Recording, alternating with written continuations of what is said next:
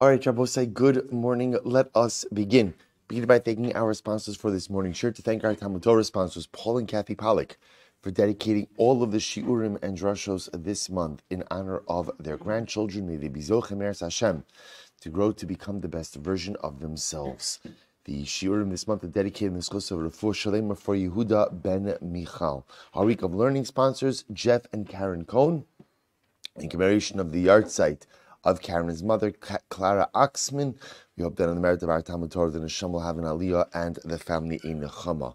And we thank our Daf Yomi sponsors for today, Gabi and Shana Cohn, in memory of Gabi's grandmother, Mrs. Clara Oxman, Chaya Bas Chaim Leib Halevi Zichron Livracha. Again, we hope that on the merit of our Talmud Torah, the Neshama will have an Aliyah and the family a Nechama. With that, let us begin. We have a beautiful, beautiful daf ahead of us today. Today's daf is daf Mem, page 40. We are actually picking up in Eretz Hashem at the last two dots on Lamed Tes Amud Beis 39b, right at two dots. Ones Shos Sebat Tzitzis. So yesterday we began a really fascinating Mishnah where we began, actually the last couple of Mishnayos have begun to contrast the halachos concerning Ones and Mefata, the one who goes ahead and violates a woman versus the one who goes ahead and seduces a woman. And we begin to gone through methodically the differences in these two different sets of halachas. So in the last statement of the previous Mishnah, the Mishnah said one of the fundamental distinctions was that in the case of mefata, in the case ultimately of the seducer, everyone involved has a right to refuse the marriage. Even again, the perpetrator himself, the man, has a right to say, I don't want to marry this woman. And again, certainly the woman has the right to say, I don't want to marry this man. And the father of the girl has the ability to object to the marriage as well. This stands in contradistinction to the case of ones. In the case of the violator, halacha l'maisa, when a man violates a woman, he has a biblical obligation to go ahead and marry her. And the truth is, if she wants to marry her father, the father of the girl wants her to marry, then the actual perpetrator himself has no right of refusal. This is what the Mishnah called shoseh ba'atzitzo. He drinks from his pot. In other words, that lemaisa, he committed the crime, and therefore halacha lemaisa, he is obligated to go ahead and marry this woman, no matter what her particular circumstances. Says the Gemara, Amrli Rava, last line on Lamed Tes Amud Beis, last line 39b. Amrli Rava mi Parzakya l'Rav Ashi. So Rava Parzakya said to Rav Ashi, Michti migmar gamri mehadadi. You know what? It's interesting. The Gemara says we learn out a lot of the halachos of ones and mefata one from the other. In fact, if you take a look at the last Rashi on the daf, Rashi says migmar gamri mehadadi. Ones mimefata l'shkalim. So, for example, we learn out the concept that ones, the penalty payment of ones, we learn it out from mefata, that just like mefata you pay in shkalim. Shkalim is like highest level currency. So too for ones you pay in mefata. Or mefata me ones lechamishim. And we learn out that the same way you pay 50 shkalim. For ones, you also pay for mefata. So the point the Gemara is making over here is, we learn out a lot of these halachas one from the other. If that's the case, top of mem, laha milsa nami ligmura mehadadi. Why don't you go ahead and learn out this particular thing one from the other as well? Meaning what? That the same way that in the case of ones, in the case of a man who violates a woman, the perpetrator is forced to go ahead and marry his victim. Why don't we say the same thing in the case of seduction as well? To which the Gemara says, Amar B'kra, because the pasuk says, Mahari maharena lo liisha. Because also, interestingly enough, the Torah says, by the case of seduction, Mahari maharena lo liisha, that ultimately, again, she will be to him as a wife, lo midaito. The word lo ultimately means that what? With his consent. Okay, so essentially the Gemara answers, it's based on a pasuk. Based on the pasuk itself, makes a fundamental distinction between ones and mefata, which is very interesting. Because what we begin to see is as follows: it's often there's an association between these two halachas of ones and mefata, and what becomes clear as we go through this sugya is whereas there are certain similarities, right? But there are many more distinctions. The similarities really seem to be halacha l'maisa in the realm of the age of the woman impacted, or the age of the woman who these halachas affect, and number two, the nature of the penalty payment. But in every other area, halacha l'maisa, they're fundamentally distinct. And herein lies one of the most fundamental distinctions, that by the case of mefata, the seducer, everyone involved, like I said before, has the right of refusal to this marriage, including the perpetrator. Whereas in ones, in the case of the man who violates the woman, part of his punishment is that he is forced to marry her, assuming again that she and her father consent. Okay, incredible. Ketzad shosabat tzitzo. So we'll say, so remember again, the Mishnah then ended off in saying there is one exception to this rule. In other words, so the Mishnah said, in the case of the man who violates the woman, he drinks from the pot, right? Which means that whatever the nature of this woman is, so the Gemara says if she's crippled, she's blind, she's covered with boils, whatever it is, l'maisa, if he violated her, he's obligated to marry her. There's one exception to the rule. What's the one exception to the rule? If she is the kind of woman who is asura to him. For example, the example we gave in yesterday's daf was Ruvain violates Rachel, and Rachel is a mamzeres. She's a mamzeres. So now the marriage to her would be something that is biblically prohibited. So halacha l'maisa, that would be a case where although the Torah says that the man who violates the woman, the perpetrator must marry his victim, halacha l'maisa, in a case where marriage is usher, he wouldn't be obligated to do so. So the Gemara says, Amrav Kahana, Amrisa l'shmaita kamed Rav Zvid min Arda. I said over this ruling in front of Rav Zvid of Narda, and he asked the following, Nesi asay v'nitchalos asay. Wow. I will say, listen to this. Rav Zvid of Narda said, I don't understand. Halacha l'maisa, there's an asay and a los asay. Right? For example, so right, the asay over here is mahari marana lo l'isha.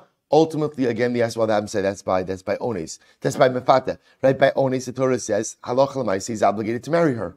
Right? So we have an asay that the perpetrator is obligated to marry his victim.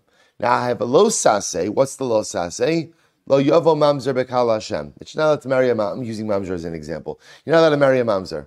So in halach we have a principle of asi aseh v'docha lo saseh. We have a concept like this, that a positive commandment could come and set aside a prohibition.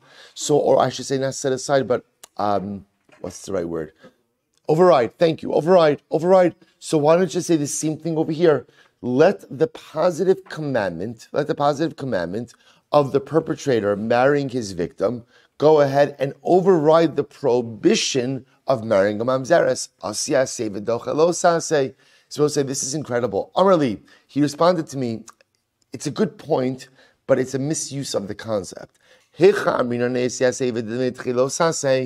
When do we say that an asay should be docha lo saseh? We'll say, when do we say that a positive commandment overrides a prohibition? That's kigon mila bitzaras. Now we'll say, this is an incredible case. A paradigmatic case of asay docha lo saseh says as follows. If a person has something on his skin, something on his body, that looks like tzaras, so there is an isur da'araisa to cut it off. In other words, you might say like this. You imagine the following situation. You have something that shows up on your skin, a little white spot that might be tzaras. What's the halacha? What's the halacha? You have to go to the Kohen. So now it's Monday. I have plans to go on vacation. So I don't have time to go to the Kohen, nor do I really want to start getting into sequestering and seclusion. So I have a great chap. I'll just cut it off. Save me a little bit of time. So I'll say that is an isur da'araisa. There's isur da'araisa to cut off tzaras in order to avoid the process. So what about the following situation? Imagine an 8-day-old baby, B'sha'ah tova mitzlacha, so mazel tov to Ramat on the birth of a son this past Shabbos. Mazel tov, and he was here at Daf, by the way. Baby was born Friday night, he was here Shabbos afternoon. He also stayed for like 3 hours after Shir. I don't know, it was, right? Mazel tov, v'shvi zocha, la'achniso, l'briso sham alino bizmano, l'gal Torah l'chuppah, u'lemaisim tovim. Mazel tov. So this is not shaykh for your boy, but I'm saying so that's an interesting mila shayla. Let's say again you have a baby boy who has some type of discoloration, some type of potential tzaras on the foreskin, on the makomila. See, here's the problem. I want to give the baby a bris milah. But now lemaisa, in order to give the baby a bris milah, I have to remove the tzaras. So I have an aseh, a positive commandment of bris, a lo saseh, a prohibition of the removal of possible tzaras. So what do I do? So the says, That's asi aseh v'docha lo saseh. No, that's the case. That's the case where a positive commandment, i.e. bris milah, could come and override a prohibition of tzara'as removal. Why? Because Rabbi say, this is incredible. When do we say asya aseh v'docha lo saseh? When do we say that? When the only way to perform the positive commandment is through overriding the prohibition. That's when we say that the positive commandment comes and overrides the prohibition. Aval hacha, Rabbi say, but you can't say that over here. No, remember, what's the shaila? The shaila is Reuven violated Rachel's mamzeres. So why don't we say that asiyaseh v'docha lo saseh, the positive commandment for the perpetrator to marry the victim, should override the prohibition to marry a mamzeres? Why don't we say that in this case? To which the Gemara says, no, aval hacha, in this case, if Rachel were to say, I don't want to marry Reuven at all, so what would be the halacha? There's no marriage. In other words, what the Gemara is saying over here is as follows. When do we say asi aseh v'docha lo saseh, that a positive commandment overrides the prohibition? When the only way to perform the positive commandment is through the overriding of the prohibition. So that's the case of you have to give the baby a bris milah. The only way to give the baby a bris milah is to remove the potential sara'as lesion. So that's when we say asi aseh v'docha lo saseh. Over here, in this case, I will say, there is a possibility that the aseh never even comes to fruition. How so? By the girl Rachel saying, I don't want to marry this guy. So because the performance of the aseh is not an inevitable fact, therefore we don't say asi aseh v'docha lo saseh. Or in other words, the only time we say that a positive commandment overrides a prohibition is when the fulfillment of the positive commandment is an unavoidable reality. Then the aseh is doche the lo saseh. But if halacha l'maaseh, the performance of the aseh is not an unavoidable reality, like in this case, where the girl Rachel could say, I don't want to marry this guy, then we don't say that the aseh is docha the lo saseh. Incredible. I will say there's more to say about aseh docha lo saseh from a hashkafic perspective as well, but I'll save it for the end of this year.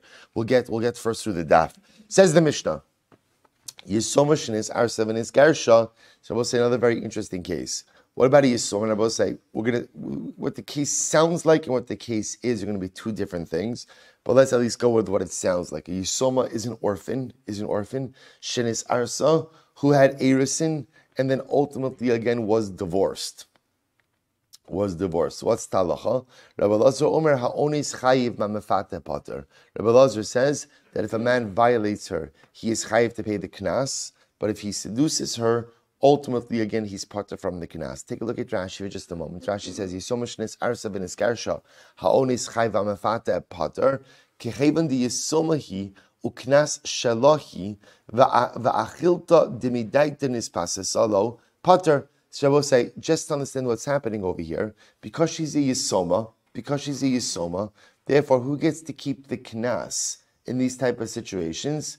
The girl herself gets to keep the knas. When there's no father, the knas comes to the girl. We're going to see that more explicitly in tomorrow's daf as well. But the knas comes to the girl. So I said, this is actually very interesting.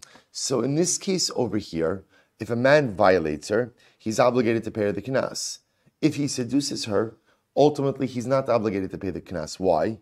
Because seduction comes with the consent of this girl. Her consent essentially means that she forgives the penalty payment.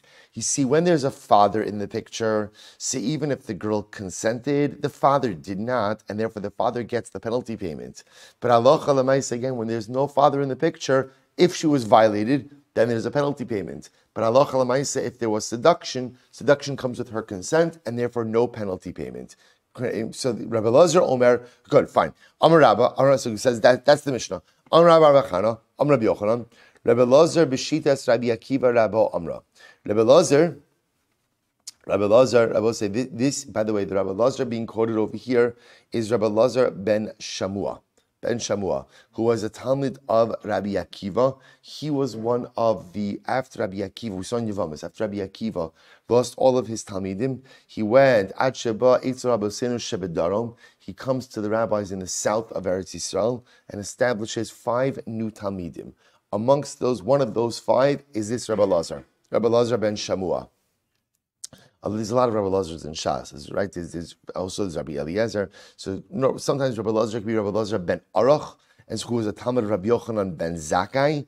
And in this particular case, this is Rabbi Lazar ben Shamua, who was one of the 5 new Talmidim of Rabbi Akiva. So the Rabbi comes along and says, Rabbi Achana says, and then Rabbi Yochanan, Rabbi Lazar of the Mishnah, Beshitas Rabbi Akiva Rabbo Amra, is ultimately espousing the position of Rabbi Akiva, his Rebbe. What did Rabbi Akiva, his Rebbe, say? The Amar, Yesh la kinas, ukinasa liatzma. Because Rabbi Akiva holds that halacha l'maisa, a girl who does not have a father, she's still entitled to the knas, and she gets to keep the knas herself. Rabbi said, take a look at Rashi for just a moment. Beshitas Rabbi Akiva Rabbo Amra, Daramas Nisin, Naroshnis Arsa Vinis Karsha, Knasa Liatzma. Because Rabbi Akiva is of the opinion that halacha l'maisa, once a girl has undergone erusin and has been divorced, so now she has personal autonomy. She's still entitled to the knas, but the knas no longer goes to her father; it goes to her. V'hachnis arsa v'niskarsha de Rabbi Lazar kishavia kayim the karila yisoma mishum depaka zuchus av mina lagabe knasa. Oh, this is very interesting. So the Gemara says Rabbi Lazar's position is predicated on his Rebbe's position, Rabbi Akiva's position. And what's Rabbi Akiva's position? That essentially, once a girl undergoes erusin, right? Once she undergoes erusin, she is removed from the domain of her father. Which means that if she undergoes erusin and is now divorced, and is, let's say, violated. So the halacha now is she is entitled to a knas, but who gets to keep the knas? Who gets to keep the knas? The girl herself. So I will say this is fascinating, because now what the Gemara essentially is saying is, the Mishnah called this girl, we're going to keep calling her Rachel, called this girl Rachel a Yisoma. We defined what's a Yisoma? What's a Yisoma? An orphan. Orphan means what? No father. To which the Gemara is saying, by the way, that's not actually what orphan means. Orphan means she has a living father. Halachically, she's an orphan. Why? Because her father would not be entitled to any of these penalty payments. Why would her father not be entitled to the penalty payments? Because Rabbi Lazar is espousing the shita of his Rebbe, who holds that once a girl undergoes erusin, she is removed from the domain of her father. Her father is no longer entitled to any of these penalty payments. She gets to keep them herself, and as such, we call her a yisoma. We call her an orphan, but in other words, they're calling her an orphan because an orphan is descriptive of her halachic right. It's as if she has no father, but her father can be very much alive. So the Gemara says as follows: Mimai mediktani yisoma. Rabbi Lazar Omer ha'oni is chayiv v'amefate pater. So because we said a yisoma. Rabbi Lazar said that ultimately, again, if a man violates her, he is obligated to pay the fine and she keeps the fine. But if he seduces her, ultimately, again, he's pater. So the Gemara says, Yisoma, if she's an orphan, pshita, elahakamash malan, dinarash nis arsa v'nis karsha, ki Yisoma. The Mishnah is coming to teach us that a girl, a nara, who has had erusin and then gets divorced, is like an orphan. Namely what? Namely how? Ma Yisoma liatzma, just like a Yisoma gets to keep the penalty payment herself, afnara nis arsa v'nis karsha liatzma, so too, a nara who had erusin and was then divorced also gets to keep her own penalty payments. So I will say, this is the shita of Rabbi Akiva, and now ultimately the shita of his student Rabbi Lazar ben Shamua, that once a na'ara undergoes erusin, now obviously I will say this is a case of where she had erusin and got divorced, right? Remember why? Because if she still had erusin and was violated by a man, then that's a case of adultery. So this is a case of where she had erusin and she was divorced. Rabbi Akiva and now his Talmud Rabbi Lazar ben Shamua hold that in a situation like that, she has left the domain of her father, and therefore halacha l'maisa, any penalty payments accrue to her. Now I will say that works both ways. So in a case of where she's violated, she'll keep the penalty payment. In a case of where she was seduced, what's going to be the halacha? No penalty payment. Why no penalty payment in that case? Because again, it has her consent. So because it has her consent, therefore no penalty payment. Very interesting. So the Gemara goes weiter. Amar Rav Zera, Amar Rav Shila, Amar Rav Hamnuna, Saba, Amar Rav Adda, Bar Ava, Amar Rav, Halacha, Kireba Lazar. The halacha follows Rabbi Lazar. So Rabbi said the Gemara seems to say over here that halacha l'maisa, we follow this din of Rabbi Lazar, namely again, which is the sheet of Rabbi Akiva, that once a Nara undergoes Erusin, she is removed from the domain of her father.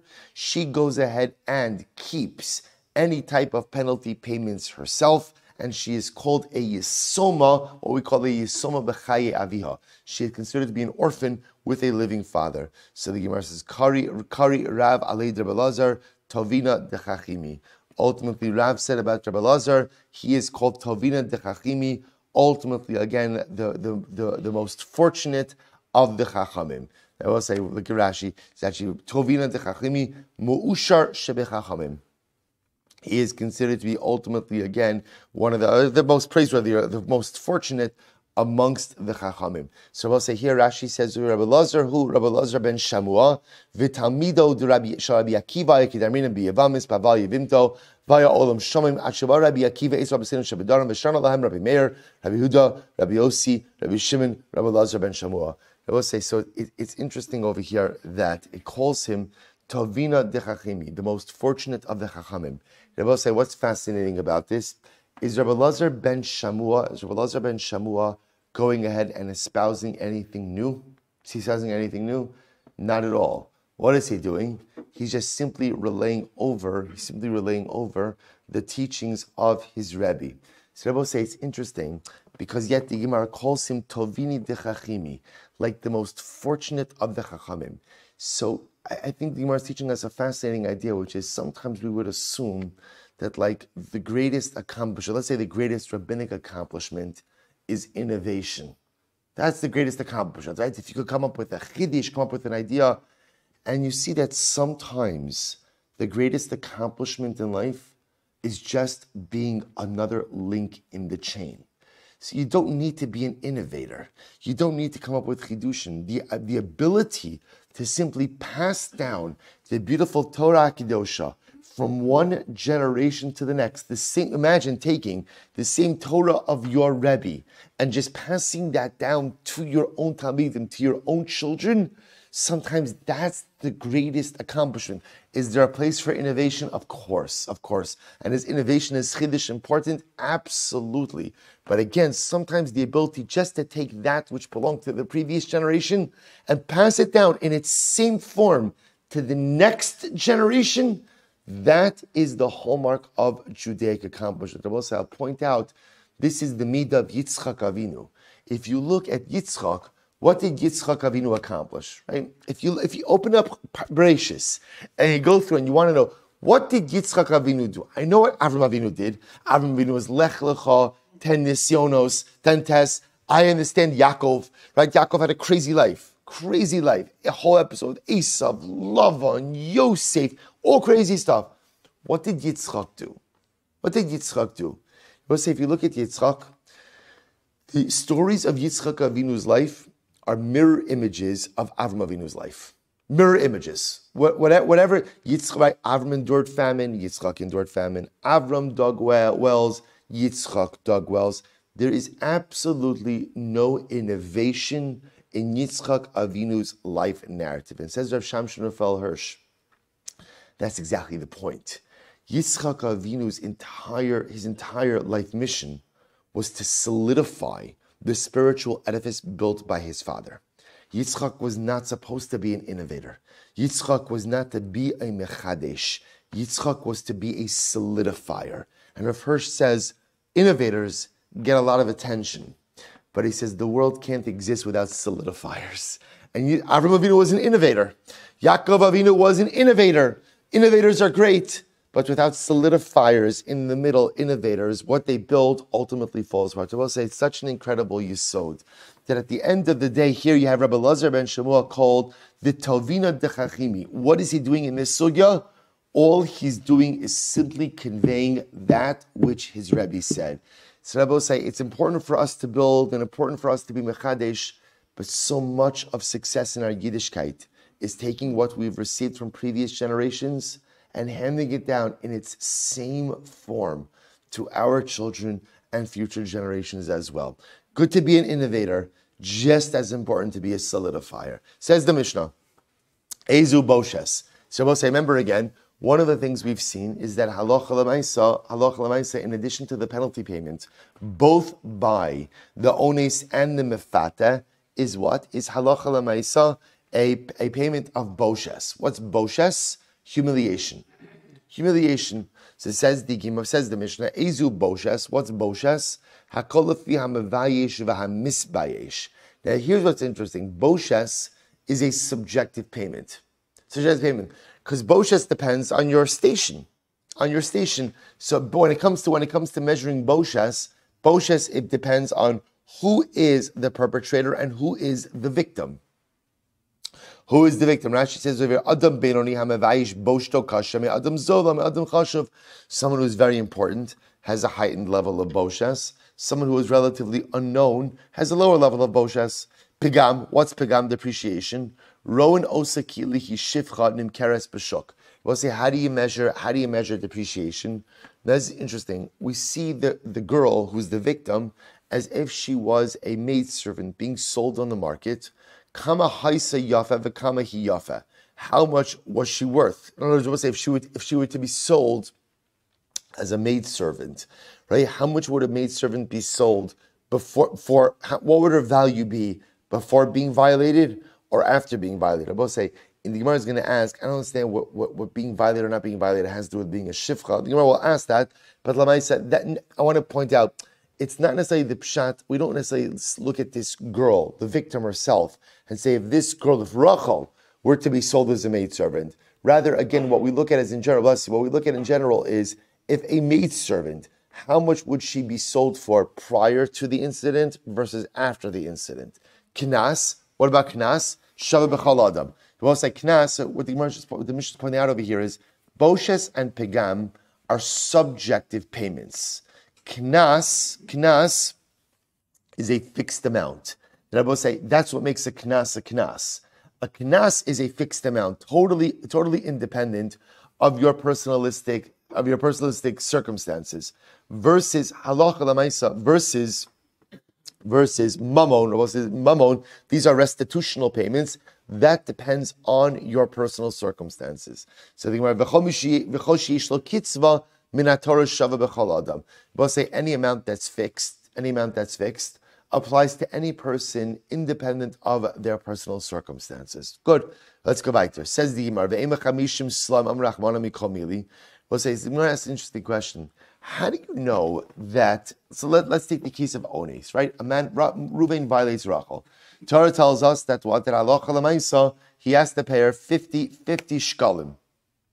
How do I know that? Why don't they just say that maybe that 50 shekel payment is all inclusive? In other words, how do you know that there's pigam, that there's boshes? Maybe there's one payment, and the 50 shekel payment includes everything.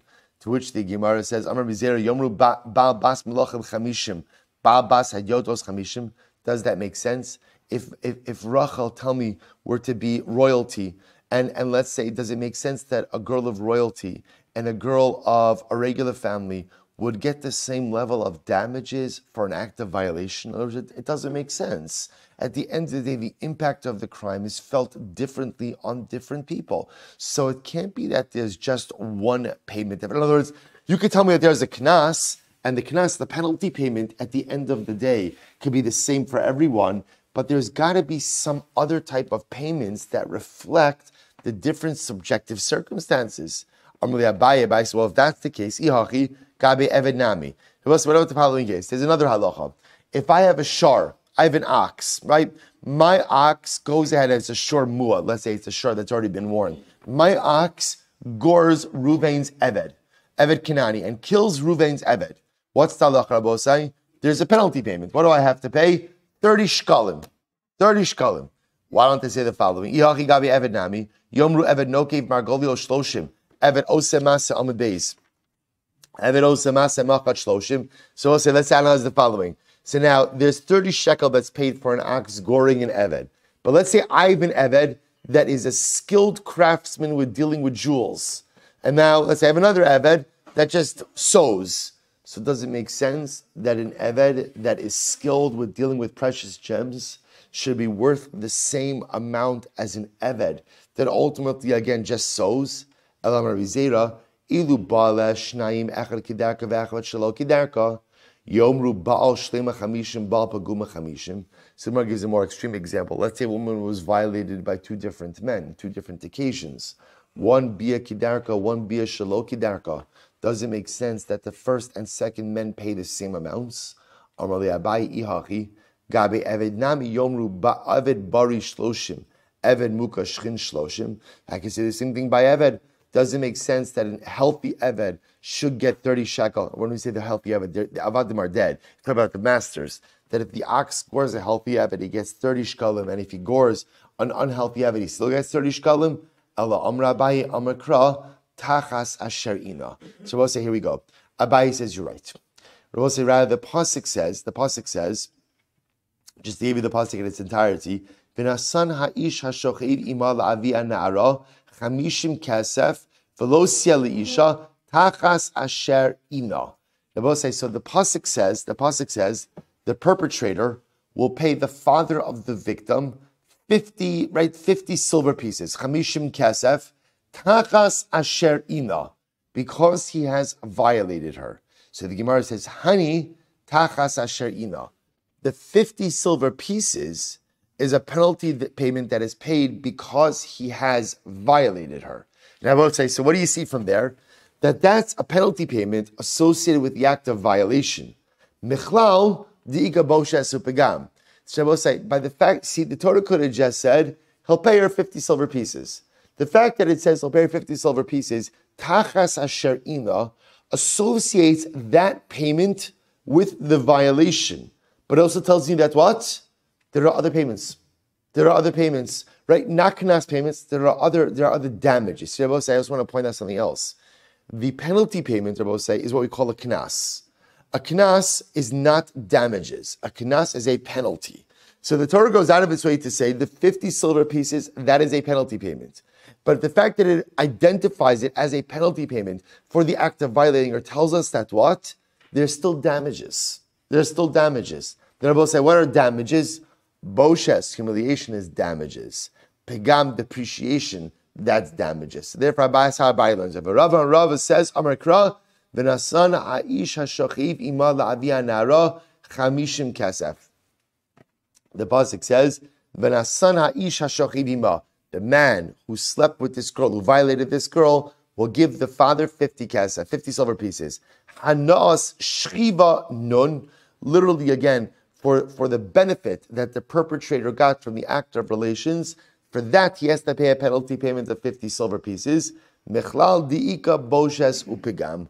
Ultimately, it tells us, I will say, so essentially, Abai and Rava are agreeing on the principle. They're just learning it out from two different parts of the pasuk. But ultimately, again, for the benefits, so to speak, that the perpetrator got, that's 50 silver pieces. But that doesn't preclude damages as well. Says the Gemara, the Ema lidida. So maybe I will say, why don't we say the following? Maybe since the Torah says that the penalty, so I will say, so here's what we've identified. We've identified is that there is a penalty payment of 50 silver pieces. That we've identified. But the fact that the Torah associates the penalty payment with the act of violation tells us that there are also other payments to be made in the form of damages. Which damages specifically? Which damages? Boshes and pegam. And I will say, now remember again, there is a third pocket of damages, right? What's the third pocket of damages? Tsar. Well, remember again, we're not bringing up tsar over here. Why? Because tsar only applies in one of the two cases, right? Tsar only applies by the case of ones, not by the case of mafuta. That was yesterday's daf. Okay, so the Gemara says, Ve'ema ledida. The Gemara asks an interesting question. Maybe, why don't we say like this? Maybe the penalty payment goes to the father, and who gets boshes and pegam? Who gets boshes and pegam? Maybe the girl herself should get boshes and pegam. Maybe that's also the distinction in like the payments over here. Father gets the knas. The fact that the father gets the knas, okay, that's explicit in the pasuk. Maybe the girl should get the other damages, boshes and pegam. So the Gemara says, Amar Kra binu areha beis aviha. The pasuk says, it's interesting. The pasuk says, both sides. This pasuk, by the way, is a totally different context. The Gemara is going to bring that up in just a moment. But the pasuk says, "Benu areha beis avia," which the Gemara darshans to mean kol shavach nu areha la'avia, which means literally when she is a na'ara, she is in the house of her father. Which the Gemara now understands to mean that when she is a na'ara, her father gets all of her earnings, so to speak, right? Whatever she accrues ultimately comes to her father. So think about 1 second. So therefore, again, before we go on, therefore, even though there's Boshes and Pegam, the Boshes and Pegam will go to Rachel's father as well.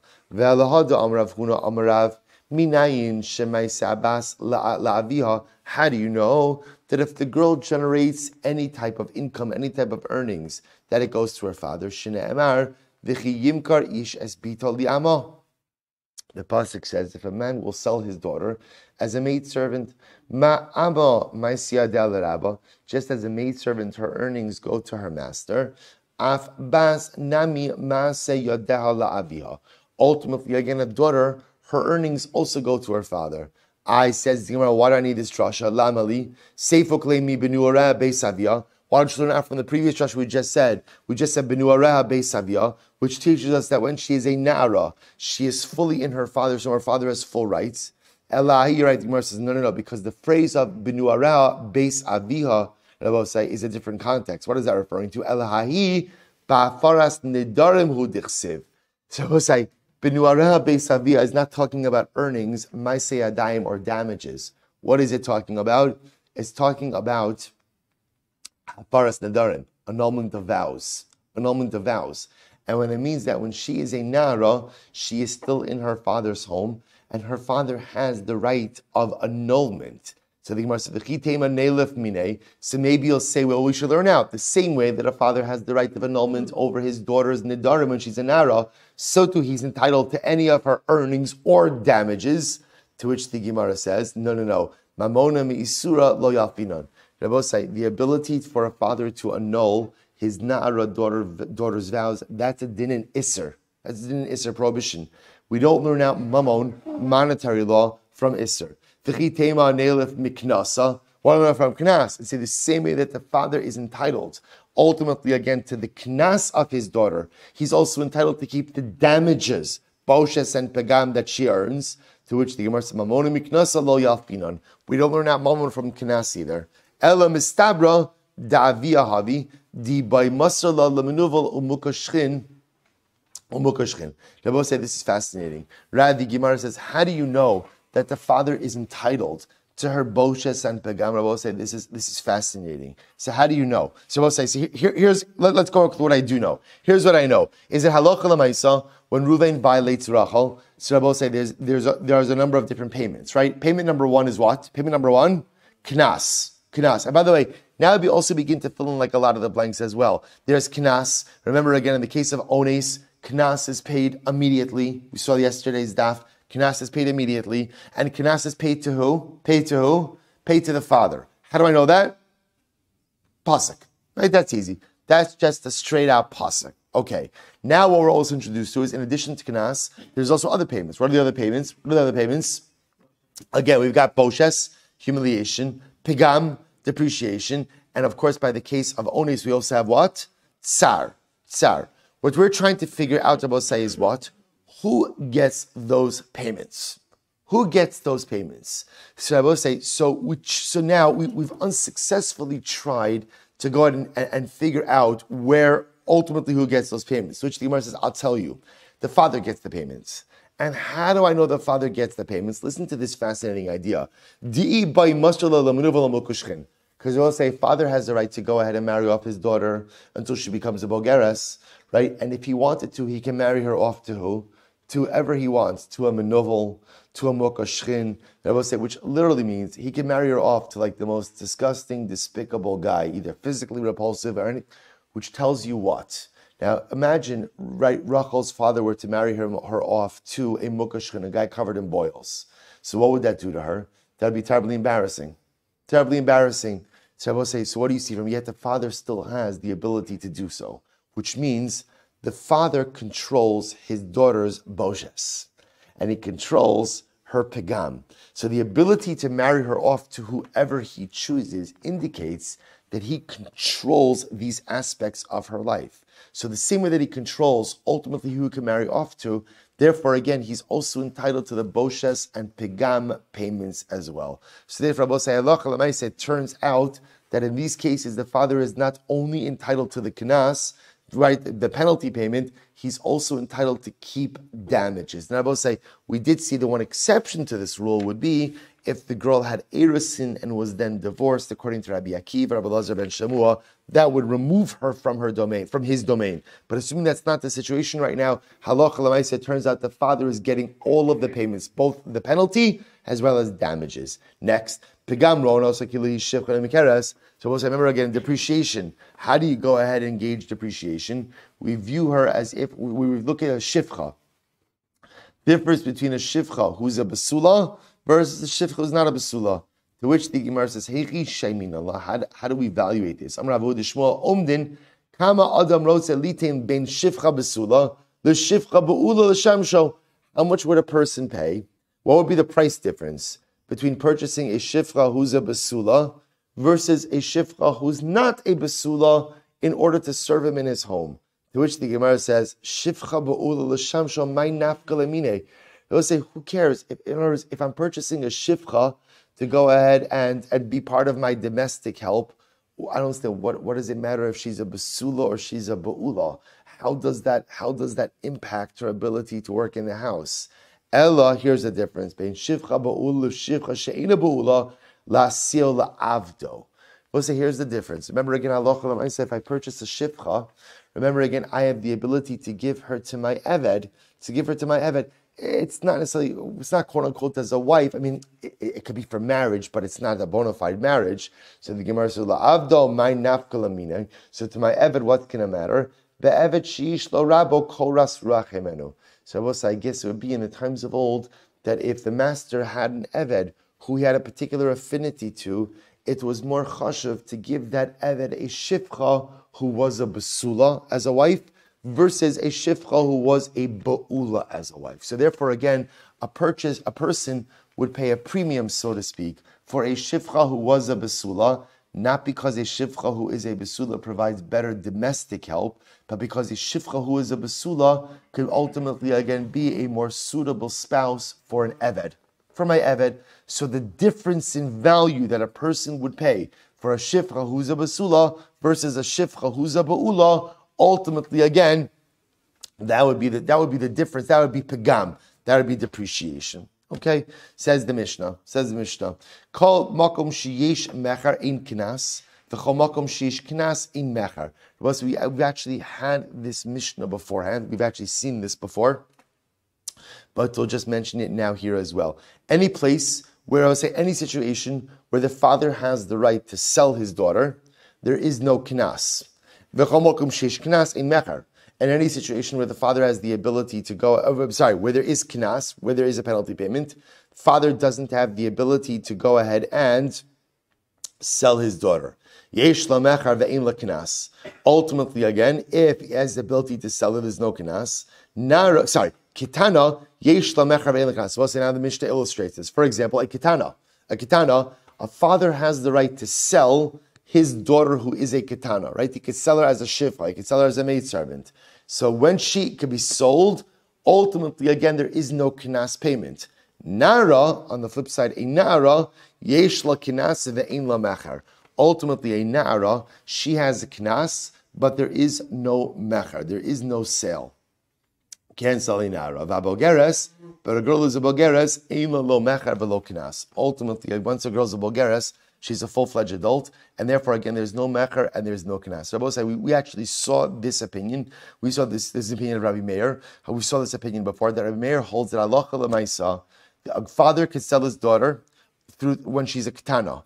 But when she's a ketana, there is no din of knas. Once she becomes a nara, ultimately, again, he can no longer sell her, and that is where there is a din of knas. Says the Gemara, Amar Rabbi Yehuda, Amar Rav Zudi Rabbi Meir. These are the words of Rabbi Meir. The Chacham, on the other hand, told that Allah there is the ability to go ahead and collect knas even when a father could go ahead and sell his daughter. So I will say, I'm going to stop here. I'm going to stop here for a day because I want to go back, just to spend the last few moments on just ha'ara that we had something before. But again, we're leaving off with this fundamental machlokes on the timeline between mecher and kenas, and we'll see the resolution of this machlokes tomorrow. Bosai, we saw in the beginning of today's sugya the notion of asi aseh v'doche lo aseh. Right, so the Gemara wanted to know, why don't we say halacha l'maisa? Let us say docha lo saseh. And so even if a man goes ahead and violates a woman who is not permitted to marry, let the aseh, the biblical obligation of the violator, marrying his victim, be docha the lo saseh of, let's say in this case, of the girl marrying a mamzeres. And the Gemara gave its answer. Ultimately, again, about why that doesn't work. So I was very intrigued by the notion asi aseh v'docha lo saseh. A positive commandment could go ahead and set aside a prohibition. So Rabbi say there's much profundity to that concept, not just halachically, but ashkafically as well. What does asi aseh v'docha lo saseh mean? On a basic hashkafic level, what it teaches us is that halacha l'maisa, dynamic activity, is so much more important than inaction. An aseh, being a person who engages in dynamic activity, being a person who does, is the ikr so much more important than ultimately being a passive individual. But here's the problem with aseh docha lo saseh. And here's what's just intriguing about this idea, which is that halacha l'maisa, we have a concept of sur meira v'aseh tov. Right, so David HaMelech writes in Tehillim, Sumar Avei Tov, which means to go ahead and avoid that which is negative in order that you can go ahead and do that which is positive. And the truth is, this becomes a model in spiritual growth. Often, we gravitate to the Aseh Tov rather than the Sur Meira. Right? Because think about it, it's so much easier to take on new things, so much easier to do more things than it is to go ahead and fix that which is broken. But David HaMelech says, here's the problem. If I don't address that which is broken, then you could do all the positive things in the world, but you don't really get traction. It's what Chazal call tovel v'sheretz biyado. Person immerses in the mikvah, but they're holding the sheretz, holding the dead rodent. Some going into the mikvah up and down, up and down, up and down. Incredible. There's only one problem. I'm still tameh. So when I have something that's broken inside of me, but I don't fix it, but I do a lot of great positive things. So I'm in the mikvah. The mikvah represents positivity, but I'm holding on to the thing that's broken. I can't get any life traction. So I will say, here's the shaila. How do these two things shtim with each other? Because on one hand, I have asi aseh v'docha lo saseh, and aseh is docha, which sounds like life is about positive dynamic activity, but yet I have sur meira v'aseh tov. So I will say, so which one is it? Do I have to fix that which is broken before I engage in dynamic activity? Or can I engage in dynamic activity and ultimately go ahead and what? Then push away the bad? And I will say the answer is, they're both correct. It's two different models of spiritual growth. There are times in life where David HaMelech's words are what I need. Sur meira v'aseh tov. I have to find the courage to identify what's broken inside of me. What's broken? What's misfiring? What's in a state of disrepair? Fix that first. Deal with that first. Sur meira. And then, once I go ahead and let go of my sheretz, then aseh tov. But I will say there are times in life where it's too difficult for me to deal with that which is broken inside of me. There are just times in life, and this happens all the time. Sometimes it's too painful. Sometimes I don't have the strength to deal with that which is broken yet. So what do I do in those situations? Asi aseh. I will say in that case, so bolster yourself with dynamic, positive energy. Do good things. And what will that do? That'll help you v'dochi lo saseh. That'll help you to rid yourself of the stuff that is broken. Sometimes I'm not ready to tackle my broken kite. Sometimes I'm not ready to tackle the things that are just not good inside. I can't deal with it now. Okay? Asi aseh, bolster yourself with dynamic, positive things. And that will help you to be docha your lo saseh. That'll help you to go ahead and push aside and rid yourself of the things that are negative and broken inside of you. two different models for personalistic, comprehensive, cathartic change. The ideal, which is Sur Meirav Yaseh Tov, tackle that which is broken, and then move on to bolster your positivity. But sometimes when that model is not possible, Asiyaseh, do good things, take on new things, push yourself forward, and that'll give you the koach to be docha, your personalistic lo sasim. We'll stop here. Continue with the new sugi, or continue with finish up the old sugi and begin the new sugi tomorrow. Shkoyach.